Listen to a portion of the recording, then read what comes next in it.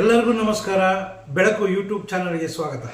ಸ್ನೇಹಿತರೆ, ಇವತ್ತು ಒಂದು ಪ್ರಚಲಿತ ಕಾನೂನಿನ ವಿದ್ಯಮಾನದ ಬಗ್ಗೆ ಕೆಲವೊಂದು ಮಾತುಗಳನ್ನು ತಮ್ಮ ಮುಂದೆ ಹಂಚಿಕೊಳ್ಳೋದಕ್ಕೆ ಬಂದಿದ್ದಾರೆ. ಸ್ನೇಹಿತರೆ, ನಿಮ್ಗೆಲ್ಲರಿಗೂ ಸಹ ಚೆನ್ನಾಗಿ ಗೊತ್ತಿದೆ, ಇತ್ತೀಚಿನ ಕಾನೂನಿನ ವಿದ್ಯಮಾನ ಏನು ಅಂತಂದರೆ, ತಾತನ ಆಸ್ತಿಯಲ್ಲಿ ಮೊಮ್ಮಕ್ಕಳಿಗೆ ಹಕ್ಕು ಇದೆಯಾ ಅಥವಾ ಇಲ್ವೇ ಎಂಬತಕ್ಕಂಥದ್ದು ಕಾನೂನಿನ ವಿದ್ಯಮಾನ. ಈ ಕಾನೂನಿನ ವಿದ್ಯಮಾನವನ್ನು ಸರಳವಾಗಿ ತಮ್ಮ ಜೊತೆಯಲ್ಲಿ ಹಂಚಿಕೊಳ್ಳೋದಕ್ಕೆ ಬಂದಿದ್ದಾರೆ. ತಾತನ ಆಸ್ತಿಯಲ್ಲಿ ಮೊಮ್ಮಕ್ಕಳಿಗೆ ಹಕ್ಕು ಇದೆಯೇ ಅಥವಾ ಇಲ್ಲವೇ ಎಂಬತಕ್ಕಂಥ ವಿಚಾರ ನಿರ್ಧಾರ ಆಗ್ತಕ್ಕಂಥದ್ದು ತಾತನ ಆಸ್ತಿಯ ಸ್ವರೂಪದ ಮೇಲೆ. ತಾತನ ಆಸ್ತಿ ಸ್ವಯಾರ್ಜಿತವೇ ಅಥವಾ ಪಿತ್ರಾರ್ಜಿತವೇ ಎಂಬತಕ್ಕಂಥದ್ದನ್ನು ನಾವು ಮೊದಲು ತಿಳಿದುಕೊಳ್ಬೇಕು. ತಾತನ ಆಸ್ತಿ ಪಿತ್ರಾರ್ಜಿತವಾಗಿದ್ದರೆ ತಾತನಿಗೆ ಆ ಒಂದು ಆಸ್ತಿ ವಂಶ ಪಾರಂಪರ್ಯವಾಗಿ ಬಂದಿದ್ರೆ, ಅವರಪ್ಪನಿಂದ ಬಂದಿದ್ದಂಥ ಆಸ್ತಿ ಆಗಿದ್ದರೆ ಆ ಒಂದು ಆಸ್ತಿಯ ಮೇಲೆ ಮೊಮ್ಮಕ್ಕಳಿಗೆ ಒಂದು ಪರಿಪೂರ್ಣವಾದ ಹಕ್ಕು ಲಭಿಸುತ್ತೆ. ಆ ಒಂದು ಆಸ್ತಿಯನ್ನು ಆ ಒಬ್ಬ ತಾತ ತನ್ನ ಮಕ್ಕಳಿಗೆ ಕೊಡದ ರೀತಿಯಲ್ಲಿ ಅದನ್ನು ವಿಲೇವಾರಿ ಮಾಡೋದಕ್ಕೆ ಸಾಧ್ಯ ಇಲ್ಲ. ಅಂತಹ ಒಂದು ಆಸ್ತಿಯ ಮೇಲೆ ಆ ತಾತನ ಮಕ್ಕಳಿಗೆ ಮತ್ತೆ ಅವರ ಮಕ್ಕಳಿಗೆ, ಅಂದರೆ ಮೊಮ್ಮಕ್ಕಳಾಗಿರ್ತಕ್ಕಂಥ ತಮಗೂ ಸಹ ಹಕ್ಕು ಲಭಿಸುತ್ತೆ. ಅಂದರೆ ತಾತನ ಆಸ್ತಿ ಪಿತ್ರಾರ್ಜಿತವಾಗಿದ್ದರೆ ನಿಮ್ಮ ತಂದೆಗೂ ಆ ಆಸ್ತಿ ಪಿತ್ರಾರ್ಜಿತ. ಅಂತಹ ಒಂದು ಆಸ್ತಿಯ ಮೇಲೆ ಆ ಒಬ್ಬ ಅಪ್ಪ ಏನಿದ್ದಾನೆ ಅವನು ತನ್ನ ಎಲ್ಲ ಮಕ್ಕಳಲ್ಲೂ ಗಂಡು ಮತ್ತು ಹೆಣ್ಣು ಎಂಬತಕ್ಕಂಥ ತಾರತಮ್ಯವಿಲ್ಲದೆ ಎಲ್ಲರಲ್ಲೂ ಸಮವಾಗಿ ಹಂಚಿಕೆಯನ್ನು ಮಾಡಬೇಕಾಗುತ್ತದೆ. ಸ್ನೇಹಿತರೆ, ಈಗ ಎರಡನೇ ವಿಚಾರಕ್ಕೆ ಬರೋಣ. ತಾತನ ಒಂದು ಆಸ್ತಿ ಸ್ವಯಾರ್ಜಿತವಾಗಿರ್ತಕ್ಕಂಥ ಆಸ್ತಿ ಆಗಿದ್ದರೆ, ಸ್ವಯಾರ್ಜಿತವಾದ ಆಸ್ತಿ ನಿಮಗೆಲ್ಲರಿಗೂ ಸಹ ಚೆನ್ನಾಗಿ ಗೊತ್ತಿದೆ. ತಾತ ತನ್ನ ಸ್ವಂತ ಗಳಿಕೆಯಿಂದ ಸಂಪಾದನೆ ಮಾಡಿರತಕ್ಕಂಥ ಆಸ್ತಿಯನ್ನು ಸ್ವಯಾರ್ಜಿತವಾದ ಆಸ್ತಿ, ತಾತನ ಸ್ವಯಾರ್ಜಿತವಾದ ಆಸ್ತಿ.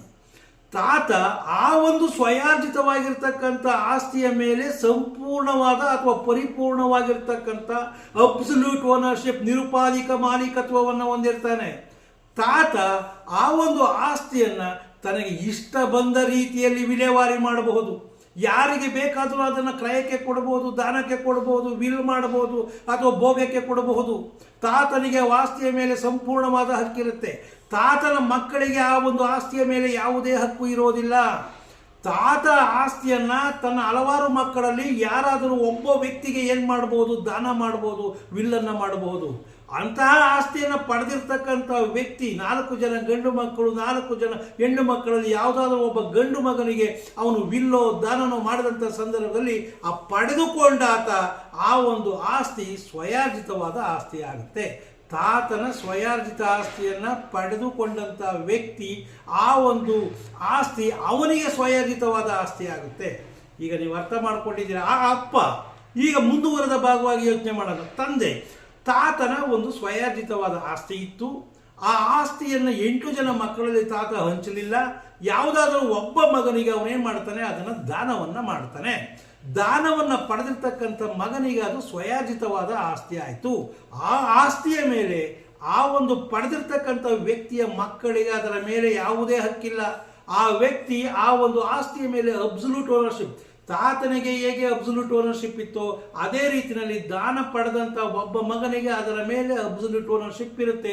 ಅವನು ಅದು ಯಾರಿಗೆ ಬೇಕಾದರೂ ಸಹ ಅವನು ವಿಲೇವಾರಿ ಮಾಡಬಹುದು. ತನ್ನ ಎಲ್ಲ ಮಕ್ಕಳಿಗೂ ಕೊಡ್ತಕ್ಕಂಥ ಒಂದು ಹಕ್ಕು, ಅದು ಕೊಡ್ತಕ್ಕಂಥ ಬಾಧ್ಯತೆ ಇರುವುದಿಲ್ಲ. ಸ್ನೇಹಿತರಿಗೆ ಅರ್ಥ ಆಗಿದೆ ಅಂತೇಳಿ ನಾನು ತಿಳ್ಕೊಂಡಿದ್ದೇನೆ. ತಾತನ ಪಿತ್ರಾರ್ಜಿತವಾಗಿ ಬಂದಂಥ ತಾತನ ಆಸ್ತಿಯ ಮೇಲೆ ಮೊಮ್ಮಕ್ಕಳಿಗೆ ಸಂಪೂರ್ಣವಾಗಿರ್ತಕ್ಕಂಥ ಹಕ್ಕಿದೆ. ಆದರೆ ತಾತನ ಸ್ವಯಾರ್ಜಿತವಾಗಿರ್ತಕ್ಕಂಥ ಆಸ್ತಿಯ ಮೇಲೆ ಮೊಮ್ಮಕ್ಕಳಿಗೆ ಹಕ್ಕು ಲಭಿಸೋದಿಲ್ಲ. ತಾತ ಆಸ್ತಿಯನ್ನು ಹೇಗೆ ಬೇಕಾದರೂ ವಿಲೇವಾರಿ ಮಾಡಬಹುದು.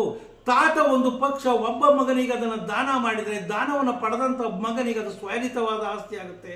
ಅದರಲ್ಲಿ ಅವನ ಮಕ್ಕಳಿಗೆ ಎಲ್ಲರಿಗೂ ಹಕ್ಕು ಲಭಿಸೋದಿಲ್ಲ. ಆ ಆಸ್ತಿಯನ್ನು ಬೇರೆ ಯಾವುದೋ ವ್ಯಕ್ತಿಗೆ, 3ನೇ ವ್ಯಕ್ತಿಗೆ ಅವನು ಅದನ್ನು ಕ್ರಯಕ್ಕೆ ಕೊಡಬಹುದು, ದಾನವನ್ನು ಮಾಡಬಹುದು. ಆದ್ದರಿಂದ ಸ್ನೇಹಿತರಿಗೆ ಒಂದು ಅಂಶವನ್ನು ಚೆನ್ನಾಗಿ ತಿಳ್ಕೊಳ್ಳಿ. ತಾತನ ಪಿತ್ರಾರ್ಜಿತ ಆಸ್ತಿಯ ಮೇಲೆ ಮೊಮ್ಮಕ್ಕಳಿಗೆ ಹಕ್ಕು ಲಭಿಸೋದಿಲ್ಲ. ಆದರೆ ಒಂದು ವಿಚಾರವನ್ನು ತಿಳ್ಕೊಳ್ಳಿ, ತಾತ ಸ್ವಯಾರ್ಜಿತವಾದ ಆಸ್ತಿಯನ್ನು ತಾನು ಬದುಕಿರ್ತಕ್ಕಂಥ ಸಂದರ್ಭದಲ್ಲಿ ಯಾರಿಗೂ ವಿಲೇವಾರಿ ಮಾಡದೆ, ಅದನ್ನು ತನ್ನ ಮಕ್ಕಳಿಗೆ ವಿಭಾಗ ಮಾಡಿಕೊಡದೆ, ಬೇರೆಯವರಿಗೆ ಕ್ರಯಕ್ಕೆ ಕೊಡದೆ, ದಾನ ಮಾಡದೆ, ವಿಲ್ ಮಾಡದೆ, ಹಾಗೆ ಮರಣ ಹೊಂದಿದಂಥ ಸಂದರ್ಭದಲ್ಲಿ ಅವನ ಎಲ್ಲ ಮಕ್ಕಳಿಗೂ ಆ ಆಸ್ತಿಯ ಮೇಲೆ ಹಕ್ಕು ಲಭಿಸುತ್ತದೆ. ಸ್ನೇಹಿತರೆ ಒಂದು ಅಂಶವನ್ನು ಚೆನ್ನಾಗಿ ತಿಳ್ಕೊಳ್ಳಿ. ಒಟ್ಟಿನಲ್ಲಿ ತಾತನ ಆಸ್ತಿಯ ಮೇಲೆ ಮೊಮ್ಮಕ್ಕಳಿಗೆ ಹಕ್ಕು ಇದೆಯೇ ಇಲ್ವೇ ಅನ್ನೋದನ್ನು ತಿಳ್ಕೊಳ್ಬೇಕು ಅಂತಂದರೆ ನಿಮ್ಮ ಅಪ್ಪನಿಗೆ ಆ ಒಂದು ತಾತನಿಂದ ಬಂದಂಥ ಆಸ್ತಿ ಪಿತ್ರಾರ್ಜಿತವೇ ಸ್ವಯಾರ್ಜಿತವೇ ಎಂಬತಕ್ಕಂಥದ್ದನ್ನು ತಿಳ್ಕೊಳ್ಬೇಕು. ಇನ್ನು ಮುಂದುವರೆದ ಭಾಗ ಸ್ನೇಹಿತರೆ, ಹೀಗೆ ಇನ್ನೊಂದು ವಿಚಾರವನ್ನು ನಾವು ಮುಂದೆ ಹಂಚಿಕೊಳ್ತೇನೆ. ತಾತ ಬದುಕಿರ್ತಕ್ಕಂಥ ಸಂದರ್ಭದಲ್ಲಿ ಉದಾಹರಣೆಗೆ ನೀವು ತಿಳ್ಕೊಳ್ಳಿ, ತಾತನಿಗೆ 8 ಜನ ಮಕ್ಕಳಿದ್ದಾರೆ, 4 ಜನ ಗಂಡು ಮಕ್ಕಳು, 4 ಜನ ಹೆಣ್ಣು ಮಕ್ಕಳು. ತಾತ ಬದುಕಿರ್ತಕ್ಕಂಥ ಸಂದರ್ಭದಲ್ಲಿ ತನಗೆ ಬಂದಿರತಕ್ಕಂತಹ ಒಂದು ಪಿತ್ರಾರ್ಜಿತವಾಗಿರ್ತಕ್ಕಂಥ ಆಸ್ತಿ 9 ಎಕರೆ ಜಮೀನು ತಾತನಿಗೆ ಪಿತ್ರಾರ್ಜಿತವಾಗಿ ಅವರ ಅಪ್ಪನಿಂದ ಅವರ ತಾತನಿಂದ ಬಂದಂಥ ಒಂದು ಆಸ್ತಿ 9 ಎಕರೆ. ತಾತ